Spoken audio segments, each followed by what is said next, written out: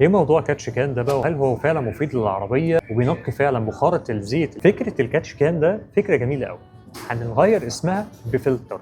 الكاتش كان ده عباره عن فلتر في خرطوم طالع من الموتور. انت عارفه الخرطوم دون بيطلع بخارة الزيت وبيدخلها على المانيفولد او البوابه بتاعت العربيه، ينزل ببخره معينه ومع مرور الوقت بيتكثف اوساخ وتكتلات للزيت جوه المانيفولد بتاع العربيه. وطبعا انت مش بتبقى حابب ان موتور عربيتك يوصل للمرحله دي او الشكل ده. بتركب الفلتر ده او الكاتش كان على الخارجي بتاع الفايز بتاع الزيت، وبينقي لك الابخره دي وبيطلعه لك هواء عادي، وبينزل بيكثف الزيت ده وينزله لك في العلبه من تحت. العلبه دي بيبقى فيها غطا من تحت، بتفتحه بتلاقي كل الزيوت دي المتراكمه موجوده جوه الكاتش كان. هو عباره عن فلتر بينقي لك البخاره بتاعه الزيت اللي هتخش تتحين في الموتور، وبيحمي لك الموتور وبيخليه لك زيرو زي ما كان. ده لو انت ما كنتش عارف يعني ايه كاتش كان، وفي حاله ان انت مركب كاتش كان في عربيتك الفكره دي عبقريه واستمر عليها، جميله جدا. عايز اقول لك اللي عمل فكره الكاتش كان ده بجد عبقري جدا، لان هو حمى الموتور من كوارث.